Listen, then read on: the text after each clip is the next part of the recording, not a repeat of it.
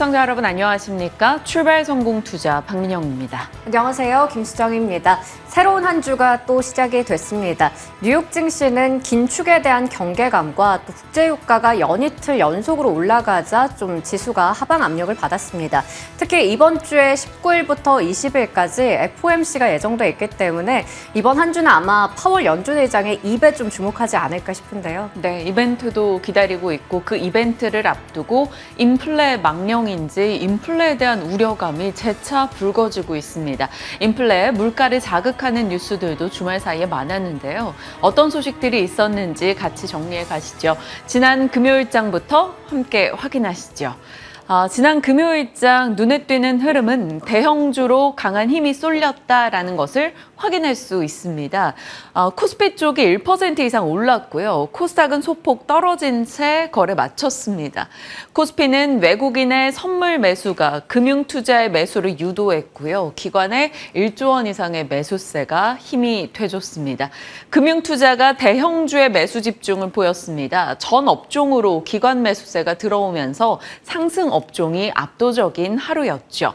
자, 코스닥은 소폭 떨어졌는데 주도 테마의 차익 실현 움직임이 나타났습니다. 에코프로 그룹도 부진했고 로봇주도 흔들림이 꽤 크게 나왔습니다. 레인보우 로보틱스의 하락이 도드라졌죠. 거기에 로봇과 HBM, 오삿, 엔터, 의료기기 전반이 흔들림을 크게 겪으면서 코스닥은 떨어졌습니다. 다만 코스닥 지수는 떨어졌는데 상승 종목 수는 훨씬 더 많았습니다. 이 말은 빠지는 종목들의 낙폭이 상당히 컸다 정도로 파악할 수가 있겠고요. 쏠림은 좀 완화돼가는 모습입니다. 양지수 모두 다 상승 종목 개수가 하락 종목 대비 2배 혹은 3배까지 많이 나오고 있습니다. 자, 전체적인 시장 색깔에 힘을 좀 더 실어준 것은 바로 중국입니다. 중국이 8월 소매 판매와 산업 생산을 내놨는데 서프라이즈, 예상을 상회했습니다. 그러고 그 전날에 발표됐던 지준율 인하 이슈도 힘이 좀 돼주면서 전체적으로는 지수 자체에 조금 베팅하는 힘이 있었습니다. 올랐던 쪽에서는 철강과 상사, 해운과 같은 구경제 관련한 종목들이 강세를 나타냈고요. 철강 상사하면 딱 떠오르는 그룹은 포스코 그룹주죠. 포스코홀딩스 5%, 포스코 스틸리온은 무려 30% 상한가로 급등 마감을 보였습니다. 잠시 후에 포스코 그룹주에 대한 브리핑 준비되어 있고요. 통신 장비 쪽도 미국의 5G 인프라 투자 관련한 이슈와 함께 계속해서 상승세를 이어나가고 있고요. 전력 설비 쪽도 꾸준하게 올해 큰 부침 없이 계속된 강세를 기록하고 있습니다. 자, 그리고 보안주도 이날 강세 흐름 보였는데요. 이번 주 일정이 하나 있습니다. 미국의 사이버 보안 무역 사절단이 방한하게 되는데 그를 앞두고 일부 보안주들이 강한 시세를 보였고요. 은행과 보험 쪽도 계속된 강세, DB손보나 하나생명, DB금융은 모두 52주 신고가를 기록해 나가고 있습니다. 금융감독원장이 금융사 배당 자율 보장을 하겠다라는 코멘트를 꺼낸 것이 힘이 돼주기도 했고요. DB금융의 시중은행 전환 이슈도 하나 자리하고 있습니다. 자, 금요일장 대형주들의 움직임이 도드라졌던 하루 이렇게 정리가 가능하겠습니다. 자, 대형주 하면 딱 떠오르는 게 바로 삼성전자입니다. 지난주 중에 5거래일 중 딱 하루 제외하고 삼성전자는 올랐죠. 72,000원 위까지 올라왔습니다. 하나투자증권에서 상반기는 금리 변동성이 심했고 실적이 역성장했었기 때문에 밸류에이션 지표에 대한 신뢰도가 떨어지는 시기다. 그렇기 때문에 테마주로 쏠림이 나타날 수밖에 없었다라고 말합니다. 그런데 지금 하반기로 접어들고 일정의 시간이 지나가면서 이 부분이 많이 완화되고 있다라고 이야기합니다. 그래서 대형주 쪽을 봐야 하고 특히나 삼성전자는 매수하자라는 의견을 내고 있습니다. 2023년 종목장은 끝났다라는 제목의 보고서였는데요. 국내 기업들이 이제 실적이 개선될 것이고 그 필두로 맨 앞에는 삼성전자가 서 있다라는 거죠. 삼성전자 상반기 영업이익률이 1%였는데 3분기에는 6%대, 4분기에는 9%대, 그리고 내년 1분기는 두 자릿대까지 올라갈 수 있다라고 전망하고 있습니다.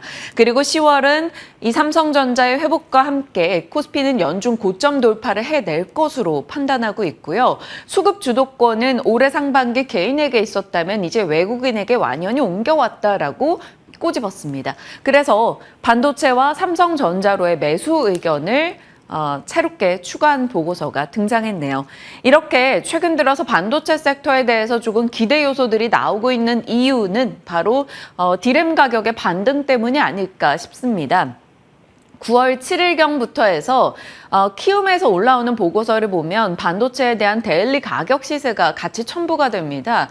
9월 7일경에는 이 반도체 제품 내에서 몇 제품만 상승이었어요. 그런데 이게 날이 거듭될수록 올라가는 제품이 다양화되고 있습니다. 그리고 지난 금요일이죠. 마지막 거래일이었던 지난주 금요일에는 전 제품의 가격이 모두 상승하는 모습 나타났습니다. 기다렸던 반도체 스팟 가격의 상승이 확인되고 있는 거고요. 삼성증권의 주말에 추가된 보고서 기준으로는 2년 만에 반도체 스팟 가격의 반등, 상승 사이클 진입에 신호가 포착되고 있다라고 얘기합니다. 그러다 보니까 삼성전자의 주가 흐름과 함께 업황에 대한 기대가 같이 살아난 거죠. 공격적인 제목의 보고서가 등장했습니다. 한국투자에서 지금 반도체 안 사면 뭐 사시게요? 라는 제목이었어요. 여기서 낸 의견은 이겁니다. 디램 감산 기조가 완화되고 있다. 결국 이제 순차적으로 웨이퍼 투입량이 늘어날 것이고 AI, HBM으로 인해서 이미 반도체 속의 ASP가 개선되고 있다. 이것을 통틀었을 때 지금부터 반도체 섹터는 봐야 된다라고 이야기합니다. 한국투자는 메모리 업사이클 초입이기 때문에 삼성전자와 하이닉스를 우선적으로 꼽았고요. 그리고 가장 시급한 것은 D램의 선단 공정 투자다. D램 노출도가 높은 장비주를 주목하자라고 얘기했네요. 유진테크와 주성엔지니어링, HPSP를 꼽았고요. 유진테크를 가장 앞단에 탑픽으로 세웠습니다. 거기에 중국 경기 회복에 대한 기대감도 일부 등장하다 보니까 중국 수요 회복 기대도 같이 자리 잡고 있네요. 하지만 이 모든 내용이 사실 새로운 건 아닙니다. 계속해서 바닥이다라는 얘기는 있어 왔었는데 이 바닥 고문이 어디까지 이어질 것인가, 정말 바닥 고문이 끝나고 이제 업턴의 시기인가, 시장은 기대는 하고 있는데 지켜봐야 되겠습니다. 반도체, 지난 금요일에 보여드렸던 내용은 이거죠. 연말 업황과 수출 회복을 기대한다면 대형주로 집중해야 되고 선단 공정, 전반적인 미세 공정에 대한 집중도가 있다면 결국 전공정 장비 내에서 주성 엔지니어링, 유진테크, HPSP, 이오테크닉스 등이고 선단 공정의 핵심은 EUV인데 조금 더 세세하게 들어간다면 결국 EUV나 소재 부품까지 봐야 된다라는 겁니다. 다만 업턴에서는 지금 앞단 기대감, 수급적으로 보나 증권사 보고서 내용으로 보나 삼성전자 쪽에 지금 꽤 많은 무게가 실려 있기도 합니다. 자, 중국 이야기 해보죠. 지난 금요일에 발표된 중국의 데이터들이 꽤 시장에 우호적이었습니다. 고정 투자나 부동산 개발 투자, 실업률 같은 경우는 엄청 드라마틱하진 않았습니다. 그런데 예상에 부합하는 정도, 지금 중국 데이터는 예상 부합만 해도 땡큐인 상황이죠. 그런데 산업 생산과 소매 판매가 예상을 상회하며 발표가 됐습니다. 산업 생산 내용을 들여다보면 화학과 자동차, IT 쪽에서 증가율이 좋았습니다. 이 말은 즉슨 제조업의 저점을 기대할 수 있는 요인이 될 거고요. 소매 판매 쪽의 데이터를 보면 화장품이 전월 대비 꽤나 큰 상승을 보여줬다라는 것도 눈에 띕니다. 중국 경기가 회복될 수 있을 것이다 라는 일부 기대감이 등장하기 시작한 거죠. 스탠다드 차타드와 하나증권에서 동일하게 낸 의견입니다. 중국 경제에 대한 비관주의는 이제 정점을 지났을 것이다. 그동안의 비관론이 과했다라는 거죠. 하나증권에서는 물가가 회복되고 경기가 회복되고 이후에 주택거래와 이제 부동산 쪽도 반등할 거다. 지금은 순차적으로 그 순서를 밟아가고 있다라고 이야기했습니다. 중국 경기에 대한 회복 모멘텀이 자리가 잡은 거죠. 그런데 중국 경기가 회복된다라는 것은 또 하나 이제 반대로 생각해 보면 인플레를 자극할 여지가 있겠죠. 중국 경기가 회복되면 소비가 일어날 것이고 원유 수요도 좀 더 커질 것이고 그 말은즉슨 인플레를 자극하는 요인이 될 겁니다. 그래서일까요? 유가는 반등을 또다시 기록했습니다. 사실 지금 유가의 키는 공급단의 문제인데요. 이 공급단의 문제가 잘 회복되기 어렵다 보니까 유가가 계속 높은 수준을 유지하고 있습니다. 그런데 여기에 중국 소비까지 더해진다면 공급은 여전히 정체되어 있는데 수요는 늘어나게 되는 거겠죠. 그래서 가격이 더 올라갈 여지가 있습니다. 장중 기준으로 지난 마지막 거래일 국제유가는 91달러를 터치하기도 했습니다. 일단 WTI 기준 90달러 위로 결국 올라왔고요. 이 모든 것들은 인플레를 압박하죠. 10년물 국채금리가 또 상승을 보였습니다. 그러다 보니까 그것은 기술주에는 부담이 됐습니다. 이 흐름이 고스란히 뉴욕장에 반영이 된 거죠. 글로벌 원샷 보시죠. 3대 지수 모두 다 내렸고요. 국채금리 상승, 차익 실현 움직임 속에서 나스닥이 조금 더 밀렸습니다. 나스닥은 1% 이상 빠졌네요. 자, 이날 미국의 선물 옵션 만기일이었습니다. 수급적인 변동 요인이 영향 있었고요. 인플레를 자극하는 뉴스들이 많았고요. 차익 실현 압박까지 더해지면서 뉴욕장이 내려간 거죠. 그 인플레를 자극하는 첫 번째가 바로 앞서 말씀드린 유가입니다. 뱅크 오브 아메리카와 JP 모건에서 유가가 100달러 갈 수 있다라는 전망을 내놨기 때문에 원유 부분에서 인플레 자극 이슈가 있었고요. 포드와 GM, 스텔란티스, 미국의 완성차 제조사 빅3 업체죠. 이들이 모두 88년 만에 동시 파업에 들어갔습니다. 이 파업 뉴스는 결국엔 임금에 대한 부담과 그리고 파업이 지속될 경우에는 중고차나 신차 가격에 대한 상승까지 자극할 여지가 있겠죠. 이 또한 인플레를 자극하는 뉴스입니다. 인플레 망령을 건드리는 소식들이 계속해서 나오면서 시장 자체가 부담을 느낀 거죠. 거기에 또 섹터별로 가장 큰 악재성 이슈가 된 것은 바로 반도체입니다. 로이터의 보도가 있었죠. TSMC가 AI 불안을 언급하면서 장비 업체들에게 납품 연기를 요청했다. 이 말은 즉슨 반도체 수요에 대한 우려를 자극하는 내용입니다. 그러다 보니까 반도체가 부진했어요. 필라델피아 반도체 지수가 3주의 최저치까지 떨어지는 흐름이 나왔습니다. 엔비디아 4% 가까이 빠졌고요. 장비사들의 납품 연기다 보니까 장비 쪽이 좀 더 큰 타격 받습니다. KLA 대표적인 장비 업체죠. 5% 넘게 떨어지는 흐름.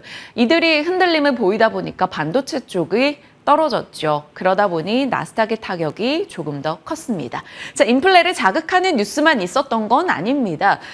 기대 인플레가 완화됐다라는 소식도 있었고요. 미국이 지금 여러 가지 경기가 부담스럽다 보니까 이 주택 구매 계약을 취소하는 사례도 많다라는 얘기도 들려옵니다. 다만 이날은 시장에선 오로지 인플레 그리고 반도체 하락에 초점이 맞춘 거죠. 자, 동시 파업에 들어간 GM, 포드, 스텔란티스는 소폭 오르거나 약보합권에서 끝이 났습니다. 파업 공장 지역이 확산될 수 있다라는 일부 우려감도 등장하고 있고요.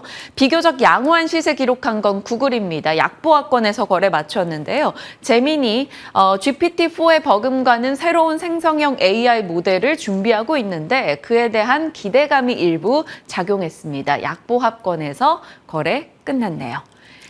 자, 에너지에 대한 얘기도 계속 나오죠. 유가도 앞서 100달러 전망이 나오고 있는 상황이고요.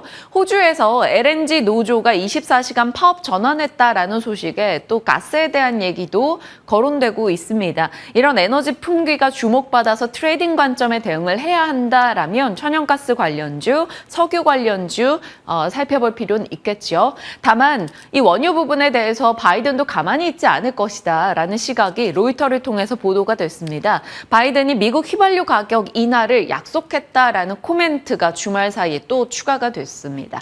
정치적인 면을 봤을 때도 지금 바이든은 이쪽을 반드시 잡아내야 되는 상황이기 때문에 이 부분에 대한 움직임이 어떻게 나오는가 지켜볼 여지가 있겠습니다. 에너지 쪽 이야기까지 봤고요. 시세적으로 보시면 반도체, TSMC 2% 밀렸고 여기 램리서치부터 해서 KLA까지 해서 이 반도체 장비주들 낙폭이 조금 컸습니다. 그리고 괜히 AI에 대한 우려 섞인 목소리까지 CEO의 코멘트를 같이 인용 보도가 나오면서 결국 AI 관련주들도 동시에 조금 흔들리는 모습도 나타났네요. 반도체 쪽에 흔들림이 뉴욕장에서 포착이 됐는데 이게 우리 장에 어떤 영향을 줄지 봐야겠습니다. 다만 국내에서는 반도체에 대한 의견, 앞서 보여드린 대로 주말 사이에 증권사 의견은 상당히 긍정적으로 나왔기 때문에 어떻게 바라보고 전략을 짜야 될지 디램 가격 반등에 대한 해석까지 잠시 후에 전략 챙겨가도록 하죠. 그 밖의 종목 시세로는 일라이릴리나 존슨앤존슨 같은 종목들 헬스케어 쪽은 다소 부진했습니다. 연방거래위원회 측에서 제네릭 경쟁에 영향을 주는 부적절한 특허는 용인하지 않겠다라고 얘기하면서 투자 심리를 살짝 건드렸죠. 자, 일각에서는 이럽니다. 지금 자동차 빅3 업체의 파업은 결국 테슬라를 웃게 만들 것이다 라는 내용이 있죠. 다른 곳은 이번 파업 같은 이슈들이 반복될수록 비용이 올라가게 될 텐데 테슬라는 지금 노조가 없다 보니까 이런 부분에서 경쟁력이 더 부각될 수 있다라고 얘기합니다. 거기에 주말 사이에 전해진 소식이죠. 일요일경에 테슬라가 사이버트럭 예상 선 주문량을 공개했는데 200만 건을 돌파하면서 역대 최다 예약 판매 차량으로 등극했다라는 소식도 있었습니다. 테슬라에 대해서 또 달리 봐야 되는지 궁금해지네요. 자, S&P 500 전 업종이 지난 마지막 거래일은 하락했습니다. 유달리 보이는 건 앞서 살펴봤던 반도체인데요. 주간 기준으로 이 섹터의 흐름들 추이를 보시면 금융주, 은행주가 좀 괜찮은 것을 우리가 확인할 수 있습니다. 그래서 JP모건과 시티그룹의 시세를 주간으로 봤더니 시장 대비 훨씬 더 좋은 시세를 냈고요. 도쿄 거래소에 상장돼 있는 일본 은행들, 미주호금융이나 미쓰비시금융도 상당히 좋은 시세가 나고 있었습니다. 국내에서도 은행주 흐름이 좋았었죠. 수정앵커가 그동안 은행주, 보험주 브리핑을 꽤 많이 해주셨었는데 이 배당 모멘텀, 저평가 이슈, 그리고 일본은행 같은 경우는 BOJ 통화 완화 종료 기대감 등이 작용하면서 은행주 전반이 비교적 세계적인 흐름으로 최근에 양호하다라는 특징도 찾아볼 수 있었습니다. 이번 주 일정 중에 일본은행 금융정책회의도 자리하고 있기 때문에 염두에 두고 내용 살펴보시죠. 자, 아이폰 걱정은 하는 게 아닌가 봅니다. 중국에서 아이폰 사용 금지 이런 얘기가 되면서 애플 시총 흔들리고 막 그랬었잖아요. 그런데 결국 중국에서 아이폰 15 예약 판매 개시를 했는데 1분 만에 프로와 프로맥스 모두 다 매진이 됐다라고 합니다. 애플 공식 홈페이지는 10분 만에 다운이 됐고요. 일단 예약을 성공한 사람들의 SNS 자랑도 중국 내에서 엄청나게 있었다라고 하네요. 아이폰 금지령 우려 가 일부 완화되는 뉴스입니다. 다만 지난 작품이죠. 아이폰 12 전자파 우려가 계속되면서 프랑스에서 판매 금지를 시켰고 그게 다른 유럽권도 확산될 리스크는 있다라고 합니다. 다만 이것은 지난 제품들이기 때문에 영향력은 그리 높지 않을 것이다라는 시각 많이 나오네요. 애플 관련주들 이 정도 언제나 보여드린 내용이죠. 정리가 될 것 같습니다. 자, 그리고 지난 금요일에 말씀드렸던 전력 부분이요. 전력 인프라 변압기 가격 PPI가 또 신고가를 기록했다. 이런 소식 전해드렸었죠. 그날 당일에 전력 기기 종목들 시세는 좋았습니다. 일진전기 11%, 효성중공업, HD현대 모두 다 강세였는데 우크라 재건이 빠르면 10월부터 시작된다라고 하는데 거기서도 전력 인프라는 당연히 필수가 될 거고요. 사우디 네옴 이야기가 요즘 자주 나오는데 거기서도 전력 시스템은 당연히 필수입니다. 국내에서도 전력 부족으로 건물 인허가가 불허를 받고 있다 이런 소식도 들려오는 만큼 전력에 대한 뉴스만큼은 계속 살아있다라는 점, 그에 반응해서 시세도 꾸준하다라는 점은 다시 한번 정리하겠습니다. 자, 사우디 모멘텀이 자꾸 거론이 되죠. 사우디아라비아 국제산업단지 회사가 한국과 손을 잡고 조인트 벤처를 설립한다. 그런데 사우디 측에서 통 크게 우리 중소기업들 사우디 측에 자리를 잡고 공장을 짓는 그 모든 설비에 대해서 전액 지원하겠다. 뭐 이런 얘기가 뉴스상으로 전달이 됐습니다. 그러면서 17개사가 지금 조인트 벤처를 설립하는데 그 17개사에 대한 공개는 아마 오늘 사우디 측에서 명단을 밝힐 것으로 예상이 됩니다. 사우디아라비아 국제산업단지 회사 홈페이지에 적혀 있는 파트너사로 추려본다면 미코바이오메드나 이오플로우, 아스타 등이 거론되고 있으니까요. 오늘 시장이 뭐 반도체에 대한 뭐 흔들림 이런 것들이 나타나서 테마 쪽으로 돌게 된다면 체크해 보시길 바랍니다. 사우디하면 네옴시티 관련한 종목은 이 정도, 스마트시티 관련한 종목은 이렇게 시장에서 분류하고 있으니까요. 트레이딩 하실 분 참고하시죠. 일정입니다. 이번 주는 오늘은 밀리의 서재 공모주 청약 이슈가 조금 커 보이고요. 그리고서는 수요일 주 후반으로 가야 될 것 같습니다.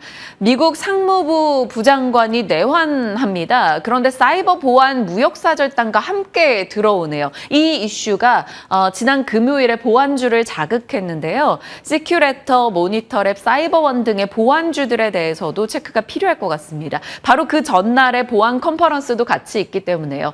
AI 이슈나 미중 갈등 격화 여러 가지 상황에서 사이버 보안 이슈는 언제든 부각될 여지가 있습니다. 그리고 목요일 새벽이죠. FOMC 회의 내용이 발표될 텐데 이번엔 점도표가 나오기 때문에 또 좀 더 중요해 보입니다. 그리고 영란은행, 대만, 홍콩 그리고 일본까지 해서 기준금리 결정 이슈도 있죠. FOMC 그동안의 흐름인데 이제 딱 3번 남았습니다. 이번 주 지나고 나면 2번 남은 거겠죠. 이번 주는 동결 좀 더 우세한 상황인데 11월, 12월은 어떻게 될지 보시죠. 산업 뉴스는 원전 리튬 재건 이슈가 우크라 쪽에서 같이 등장을 하고 있습니다. 젤렌스키 대통령이 원전에 대한 협력을 우선적으로 얘기했다라는 점에서 또 원전주들 시세 받을지 지켜보시고요. 스타링크가 한국 상륙이 임박했다라며 한국의 파트너로 SK텔레콤을 선정했다라고 합니다. 스타링크 하면 우주항공주를 자극하는 내용이죠. 그래서 우주항공 위성주 플러스 통신 쪽의 종목들 추가적으로 흐름 받을지 확인하시길 바랍니다. 구글의 AI 이슈로 인해서 AI 소프트웨어 쪽도 있고요. 정말 큰 뉴스라기보다는 작은 뉴스들, 중간 사이즈 뉴스가 꽤 많았기 때문에 시세가 어떻게 흘러갈지 예의주시 하셔야 될 것 같습니다. 시장 흐름 들여다봤고요. 이제 섹터 뉴스로 들어가 볼까요? 네, 오늘은 포스코 그룹주에 대해서 좀 체크해 보려고 합니다. 포스코 그룹주 저희가 언제 브리핑했는지 찾아보니까요. 7월 25일쯤에 얘기 드렸는데 그때 한창 주가가 불타고 있었죠. 리튬에 대한 가치를 높게 사면서 주가가 올라갔었는데 그 이후 흐름들 어떻게 되고 있는지 이야기 나눠보겠습니다. 올해 들어서 포스코 그룹주들은 정말 강한 흐름을 나타냈습니다. 기존의 철강 회사로 우리가 잘 알고 있었지만 올해 이들의 주가를 이끈 건 확실히 리튬 쪽 2차 전지 모멘텀이 되겠습니다. 올해 이렇게 개별 종목으로 봤을 때 포스코 DX는 코스피로의 이전 상장에 대한 기대감 때문에 700%가 넘는 상승률을 나타내기도 했죠. 그리고 포스코 엠텍 같은 경우에도 300% 이상 올랐고요. 포스코 인터내셔널도 250% 정도의 상승세를 나타내기도 했습니다. 그런데 9월 들어서는 아직까지 뚜렷한 그런 움직임을 보이지 못하는 쪽이 대부분이고 포스코 스틸리온 같은 철강주들이 최근에 좀 올라오면서 그나마 18% 정도 강세를 보였습니다. 그런데 지난주 금요일에 모처럼 이 포스코 그룹주들이 일제히 웃었는데요. 포스코 홀딩스가 5%가량 올라갔고요. 포스코 스틸리온이 무려 상한가로 마감을 지었습니다. 정말 오랜만에 2차 전지주가 반등하기도 했고 각종 호재가 쏟아졌기 때문인데요. 그 호재들 하나씩 체크해 보겠습니다. 말 그대로 넘쳐나는 호재다라고 좀 표기를 해봤습니다. 이 포스코 홀딩스가 미국에 있는 화학사와 함께 이번에 협력을 추진한다라는 소식이 전해졌습니다. 연간 생산량이 900만 톤의 세계 최대 암모니아 생산 기업이라고 하는 곳이 될 텐데요. 여기서 이제 블루 암모니아를 함께 만들겠다라는 겁니다. 블루 암모니아가 뭐냐 하면 이 기존의 암모니아 생산 방식과 대비해서 이산화탄소의 배출량을 90% 이상 줄일 수가 있게 됩니다. 그렇게 된다면 앞으로 IRA의 보조금 혜택을 받을 가능성도 높아진다라고 볼 수가 있겠죠. 포스코 그룹은 계속해서 수소 사업에 손을 걷고 뛰어들고 있는 상황인데요. 이 수소 한원의 제철부터 해서 수소 혼소 발전까지 앞으로 계속해서 투자를 이어갈 것으로 예상되고 있습니다. 다음으로 이제 2번부터 4번까지 호재들을 좀 체크해 보려고 합니다. 포스코 그룹의 스마트 팩토리 기술이 처음으로 해외에 적용이 된다라는 소식까지 더해진 건데요. 이 포스코 DX가 포스코 그룹에서는 스마트 팩토리 기술을 좀 담당하는 쪽이 되겠습니다. 포스코 퓨처엠과 GM의 합작 공장이죠. 캐나다 양극재 공장인 얼티엄캠 1차 공장에 약 500억 원 규모의 솔루션을 제공하는 계약을 맺었다라는 소식이 전해졌고요. 그리고 앞서 민영 앵커도 네옴시티 관련한 이슈 좀 짚어주셨는데 이 원희룡 국토교통부 장관이 이끄는 원팀 코리아가 지난 13일부터 14일까지 우크라이나를 방문했습니다. 여기서 이제 재건 관련주로 포스코 스틸리온과 포스코 인터내셔널이 좀 부각을 받았는데요. 우크라이나 재건 사업에 필요한 철강제 규모가 약 30조 원 정도 된다고 합니다. 이 소식이 나오면서 포스코 스틸리온 최근에 철강 경기 회복에 대한 기대감까지 더해지며 상한가를 기록했고요. 포스코 인터내셔널 같은 경우에는 식량에 대한 협력을 진행하고 있지만 앞으로 이 규모가 더 커진다면 향후에는 인프라나 공공 프로젝트 쪽으로도 확대할 것으로 보입니다. 포스코 엠텍 같은 경우에도 역시나 실적 개선에 대한 기대감도 있고요. 이렇게 여러 가지 철강 쪽에 대한 이슈까지 지속이 되면서 철강과 금속 업종들도 4%가량 올랐고 대형주부터 중소형주까지 강한 모습 나타냈습니다. 포스코 그룹주에 이제 관련된 호재들을 체크해 봤고요. 대표적으로 이들을 어쨌든 이끄는 건 포스코 홀딩스 지주사가 될 겁니다. 개인 투자자들의 사랑입니다. 이 올해 개인 투자자 순매수 상위 1등 종목을 기록했고요. 최근까지 봤을 때도 10조 원어치 넘게 개인들이 사들인 것을 확인할 수 있습니다. 그런데 주가가 지금 보시면 작년 말에 한 20만 원대 중반, 초중반을 웃돌던 주가가 올해 7월 중순쯤에 한창 저희가 포스코 그룹주를 다뤄드렸던 7월 25일, 26일 이쯤에 77만 원에 거의 육박했습니다. 하지만 그 이후로 주가가 좀 조정을 보이면서 현재는 50만 원 후반대에서 어느 정도 횡보 구간을 이어가고 있는데요. 어쨌든 이 포스코 홀딩스 소액주주들이 굉장히 많기 때문에 이 주가가 다시 60만 원대를 회복하는 시점 굉장히 궁금해집니다. 그런데 지금 개인들은 연초부터 그리고 9월부터 꾸준히 사들이고 있지만 외국인과 기관 쪽의 수급이 좀 받쳐주지 않는다라는 부분이 주가에 어느 정도 발목을 잡고 있습니다. 하지만 증권가에서는 목표 주가를 70만 원대까지 올려잡는 그런 신규 리포트가 나오기도 했고요. 현대차증권에서는 수소 관련한 모멘텀뿐만 아니라 철강 쪽이 이제 경기가 회복되고 거기다가 리튬 사업의 가치까지 높기 때문에 앞으로도 포스코 홀딩스의 기업 가치가 올라갈 수 있다. 이런 얘기를 하고 있습니다. 자, 그리고 포스코 인터내셔널 쪽에도 역시 증권가의 호평이 이어지고 있는 상황인데요. 하이투자증권에서 목표 주가 이번에 10만 원으로 올려 잡았습니다. LNG 업스트림 그리고 해상풍력의 성장성이 빠르게 진행되고 있기 때문에 밸류에이션 재평가에 대한 기대감을 드러내기도 했고요. NH투자증권에서도 목표 주가 9만 4천 원으로 올렸는데 실적이 예상치를 소폭 상회할 것이다 라는 기대감을 제시하기도 했습니다. 포스코 그룹주들은 이렇게 주가가 많이 올라가면서 최근에 하루 이틀 사이에 거의 4조 원 넘게 시가총액이 증가하기도 했는데요.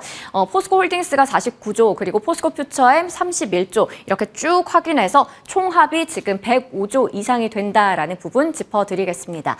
포스코 DX 같은 경우에는 아직까지 이 코스피 이전 상장에 대한 이슈 모멘텀을 가져가고 있죠.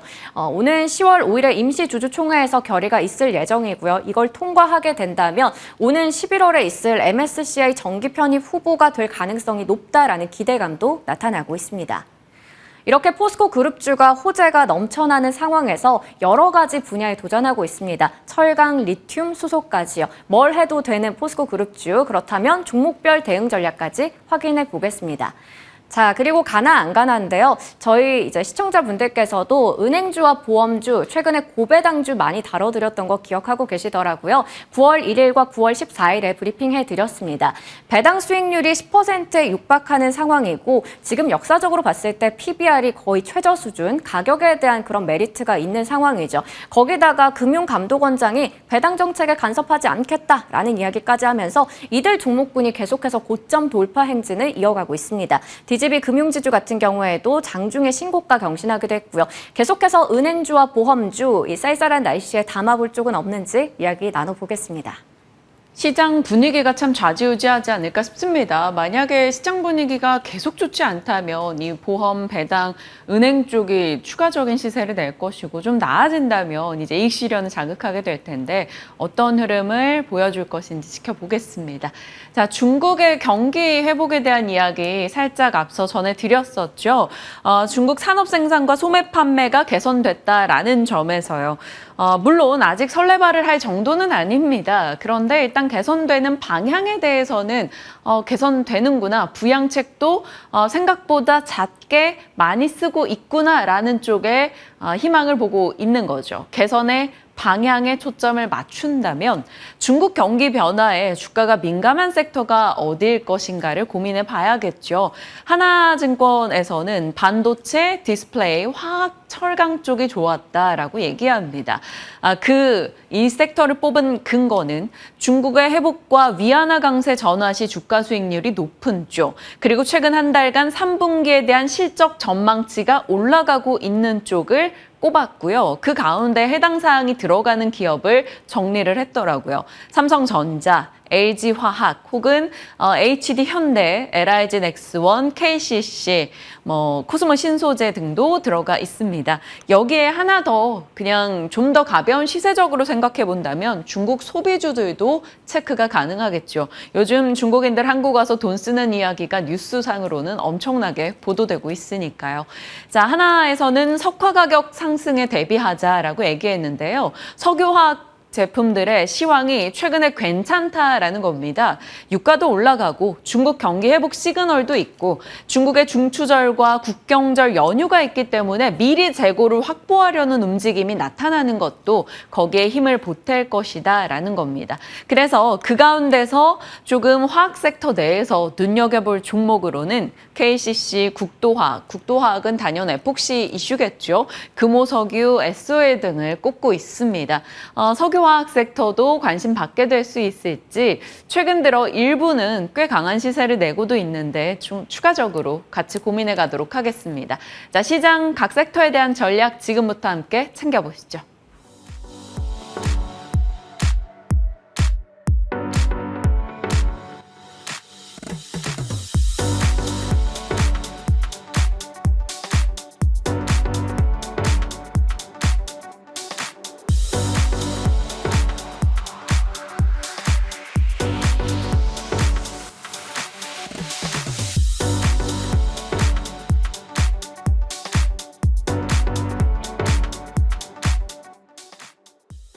시장에 대한 전략 유창희 본부장님과 함께합니다. 어서 오세요. 안녕하십니까. 네. 지난 금요일은 대형주 중심에 좀 힘을 내주며 코스피 네. 상승이 도드라졌습니다. 이런 시세 받고 쭉 가주면 좋은데 사실 주말 사이에 들려왔던 뉴욕장은 네. 우호적이진 않았어요. 인플레 이슈도 있었고요.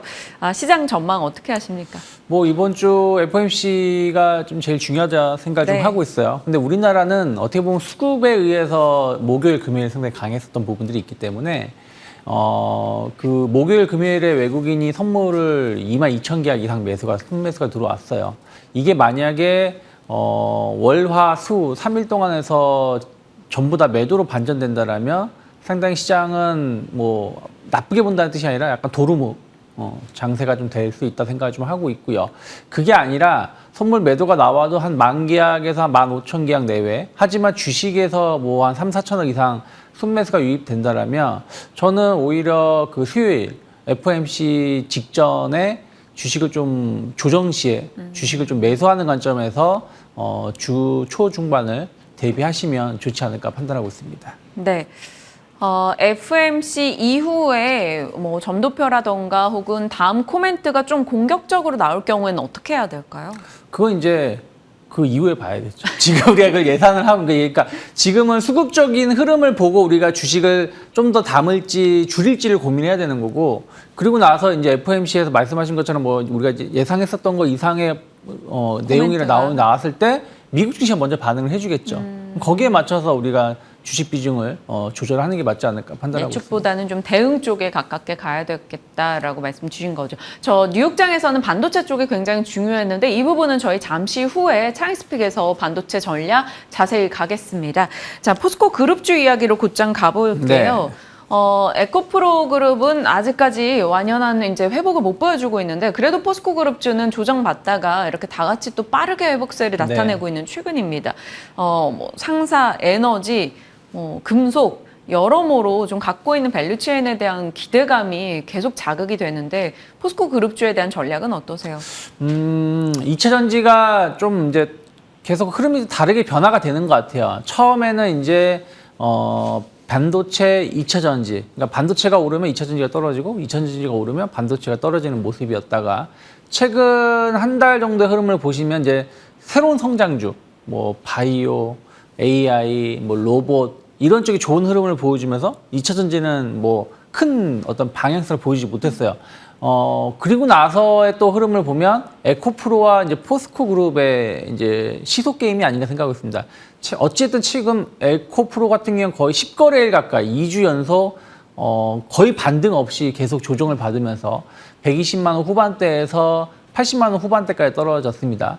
하지만 반대로 포스코홀딩스는 그냥 앞으로 쭉 행보하고 있었다는 것이죠. 그러면서 지난주 목요일하고 금요일은 제법 강한 상승이 좀 나왔는데 모르겠습니다. 뭐 수소 에너지 관련해서 어떤 이슈도 좀 있었고 2차 전지 관련해서 전구체 관련해서 어떤 투자에 대한 어떤 기대감들도 나오면서 결국은 2차 전지 관련해서 포스코 그룹주가 좀 탈바꿈한다는 부분들에 대해서 좋은 점수를 준 것인지 아니면 일단은 외국인하고 기관들이 이제 선물 수급 선물 유가증권에서 약간 싸움이 한번 큰 흐름이 나왔었죠. 외국인은 선물 중심으로만 시장을 대응했고 기관은 이틀 동안 주식을 1조 8천억. 기관이 이렇게 돈이 많은지 처음 봤습니다. 그러면서 이제 선물을 좀 매도를 했는데 어쨌든 그러면서 이제 약간 이런 부분들에 대해서 단기적인 수급이 들어온 것인지 여부는 좀 지켜볼 필요가 있지 않을까 좀 판단을 좀 하고 있습니다. 그래서 전 여전히 포스코 그룹주들은 뭐 전 예전에도 뭐 좋게 봤고 지금도 나쁘게 보고 있지는 않지만 단기적으로 가격적인 부담감, 매물 소화 과정은 좀 필요하다. 여전히 그렇게 생각을 좀 하고 있고요. 그래서 일단은 증시가 약간 비추세 구간이고 테마 장세에 집중되어 있던 부분들이 투자자가 피로감을 느끼다 보니까 조금 대형주라든지 이런 부분들에 대해서 흐름들이 나왔다 생각을 좀 하고 있습니다. 그래서 네. 저는 뭐 여전히 그 실적이라든지 고배당주 관련해서 좀 대응을 해본다라면 뭐 앞에서 또 배당주 말씀하셨지만 금융주들에 대해서 조금은 더 긍정적인 볼 수도 있지 않을까 판단을 좀 하고 있어요. 그래서 저번에도 한번 이제 은행주들 한번 말씀을 드렸었는데 최근에 외국인들 혹은 기관들 보면 외국인이 주식을 매도한 것처럼 매도를 했습니다만은 순매수를 많이 보여준 쪽이 은행주들이에요. 네. 그래서 그런 부분들을 본다라면 포스코 그룹주보다는 뭐 하나금융지주 같은 게 아직은 다른 경제은행사하고 비교했을 때 아직은 상승 초입에 있다 생각하고 있고 현대해상 같은 경우도 충분히 좀 매력적이지 않을까 판단하고 있습니다. 포스코 그룹주에 대해서는 일단 단기적인 그 시세에 대해서도 조금 부담스러운 점을 언급을 주신 거고 선택지에 넣어본다면 금융주들의 메리트가 지금은 좀 더 돋보인다라고 정리를 해주셨습니다. 금융주 추가 질문하는 것까지도 덜어주셨네요. 네. 이렇게 답변을 주시면서. 자, 중국 경기로 가겠습니다. 산업생산과 소매 판매 데이터가 좋게 나왔습니다. 예상을 상회했다라는 점에 나름 긍정적인 표들을 주고 있는데 중국 경기의 개선, 뭐 지금 부동산 경기 회복되는 게 가장 중요하지만 그 부분은 좀 순차적일 것 같고요. 일부라도 회복을 보여주고 있는 시점에서 영향받는 섹터, 뭐 반도체, 디스플레이, 화학, 소비 다 연결이 될 겁니다. 어떤 쪽에 좀 점수를 주시겠어요? 말씀하신 것처럼 지난주 금요일에 데이터가 좋게 나왔었죠. 그래서 예상을 뛰어넘은 소비가 생산 지표가 나오면서 유럽 증시가 수혜를 입은 것 같아요. 유럽 증시가 상당히 그 뭐 루이비통이든 에르메스든 명품주들이 상당히 강한 상승을 좀 보여줬었거든요. 막상 중국 증시는 홍콩 증시를 본다라면 지표 발표했을 때 상승을 하고 나서 한 2시간 상승하고 나서 계속 좀 흘러내리면서 오히려 저점을 이탈하면서 좀 마감을 했습니다. 그래서 이런 흐름들은 조금 더 지켜볼 필요가 있지 않을까. 왜 그러냐면 어찌되었든 이제 시장이 좀 반응을 한 것은 그게 효과가 있다 없다를 떠나서 약간의 효과가 있구나라는 쪽으로 이제 방향이 그 변화가 되는 것 같아요. 어쨌든 계속해서 경기 부양 관련돼서 카드를 매주 끝내들었죠. 지난주 같은 경우도 급작스럽게 지준율을 인하하기도 했었고요.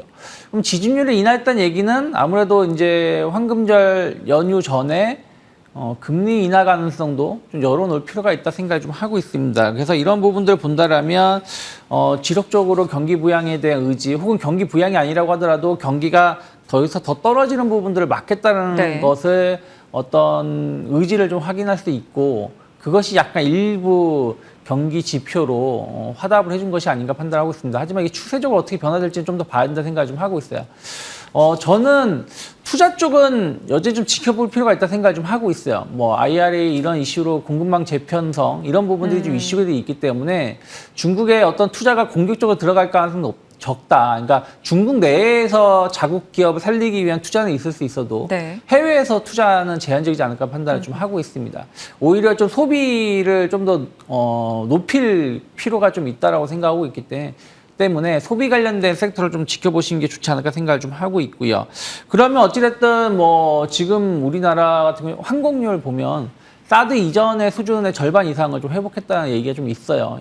그 유입되는 거 중국에서 본다라면 네. 증편도 좀 계속 하려 하고 있고, 그러면은 뭐 관광객 관련돼서 뭐 그때도 말씀드렸습니다만 GKL 같은 경우 또 FNF 같은 경우도 여전히 좀 매력적이라 생각하고 있고요. 석유 화학 쪽을 보신다라면 이게 그 원재료 상승에 따라서 제품 가격 상승하는데 수요가 얼마나 따라올 수 있을지 여부를 봐야 되겠습니다만은, 지금은 석유 업황은 중국만 보는 게 아니라 인도도 같이 보고 있는 부분들이 좀 있습니다. 그러니까 그런 부분들에서 보신다라면 뭐 금호 석유 같은 경우는 최근에 주가가 좀 바닥을 좀 찍고 반등으로 좀 네. 보여줄 수 있는 위치에 놓여 있지 않나 판단하고 있습니다. 금호석유, FNF, GKL, 중국 회복의 키워드를 맞춰 본다면 이렇게 정리 가능할 것 같다 추려주셨습니다. 참고할게요. 자, 반도체 쪽이요. 창스픽 오늘 이제 주제가 반도체인데 제일 궁금하죠. 이 뉴욕장에서는 반도체 하락이 좀 크게 나타났습니다. TSMC 이슈 영향이었는데 국내에서는 반도체가 지난주까지는 시세 괜찮았고요. 뭐 대형주 위주긴 합니다만 그쪽에서 증권가에서도 너무나 좋은 의견이 많이 나왔어요. 네. 뭐 TSMC가 약간 수요 둔화로 뭐 장비 주문을 좀 미뤘다 얘기가 나오면서 지난주에 필라델피아 반도체 지수가 많이 하락을 했는데, 저는 조금 더 지켜볼 필요 있다 생각을 하고 있어요. 왜 그러냐면 그동안 TSMC는 계속해서 주가가 좀 하락세를 보여주고 있었거든요. 근데 삼성전자, 하이닉스는 하락을 하지 않았어요. 오히려 삼성전자 그 영국에 상장되는 해외 DR 주가를 보시면 빠지지 않았습니다. 지난주 금요일에. 약간 다르게 보고 있다. 그 다르게 보고 있는 거라면 TSMC는 어떻게 보면 핑계일 수도 있고, 이건 제 생각이지만. 네. 지난주에 암이 상장을 했잖아요. 그럼 암을 이제 반도체 ETF가 암을 담아야 돼요. 그러면은 암이 시가총액이 엄청 크거든요. 그러면 다른 그 반도체 주식을 좀 팔아야 되겠죠. 그런 포트폴리오 조정 차원에서 TSMC가 핑계거리가 되면서 반도체 주식이 하락을 한 거라면, 네. 저는 이로 인해서 우리나라 관련된 기업들이 만약에 조정을 받는다라면 매수 기회로 볼 수도 있지 않을까 좀 판단을 좀 하고 있습니다. 특히 이제 우리나라 같은 경우는 이제 삼성전자, 하이닉스에 약간 업황 바닥에 대한 어떤 기대감들이 좀 있죠. 지난주에도 삼성전자가 메모리 제품 가격 20% 정도 올리겠다라는 얘기도 좀 있었고요. 그럼 DRAM 가격이 좀 반등으로 전환된다라는 부분들이 확인되었고, 또 지금 DRAM은 DDR4가 아니라 DDR5입니다. DDR5하고 HBM하고 어떤 제품 믹스로 인해서 평균 단가가 상승을 하고 있고, DDR5가 판매가 잘 된다라면 결국에는 DDR4도 같이 재고가 소진될 가능성이 높다라고 지금 평가를 받고 있어요. 이런 측면에서 보신다라면 우리나라 반도체 기업들이 그 6월달, 7월달 5월 달부터 상당히 강했었던 기업들, 예를 들어서 뭐 이스페타시스라든지 뭐 ISC라든지 이런 기업들은 여전히 주가가 좋은 편은 아니에요. 근데 또 전통 반도체. 다른 전통 반도체나 혹은 삼성전자 향 반도체들은 주가가 수렴을 하면서 상당히 좀 강한 모습으로 전환되려고 하고 있거든요. 주성 엔지니어링 같은 경우 지난주 목요일에 18% 정도 주가가 상승한 것처럼. 그래서 반도체 섹터가 저는 에너지를 좀 모아갔다 생각하고 있고, 그래서 만약에 아까 초반에 시장 얘기를 했을 때 수급적으로 어떤 지난주 목요일하고 금요일에 반전되는 엄청나게 안 좋은 수급이 아니라면 오히려 이런 현재 상황에서 조정 시에 매수 관점을 볼 수 있는 섹터가 반도체가 아닐까 판단을 좀 하고 있습니다. 그래서 저는 뭐 TLB, 뭐 심텍, 뭐 원익 IP 같은 중소형주 보시면 좋다 생각하고 있고 대형주는 삼성전자 여전히 긍정적인 모습으로 갈 수 있는 위치가 아닐까 판단하고 있습니다. 네, 알겠습니다. 반도체 쪽 기판도 같이 연결해 볼 수 있을 거고요. 대형 쪽에서는 삼성전자도 긍정의 시각을 한 번 더 확인해 주셨습니다. 반도체에 대한 수급의 방향이 오늘 시장의 또 성격을 좀 결정짓지 않을까 싶은데요. 어떻게 될지 지켜보시죠. 유창희 본부장과 전략 챙겼습니다. 고맙습니다. 고맙습니다.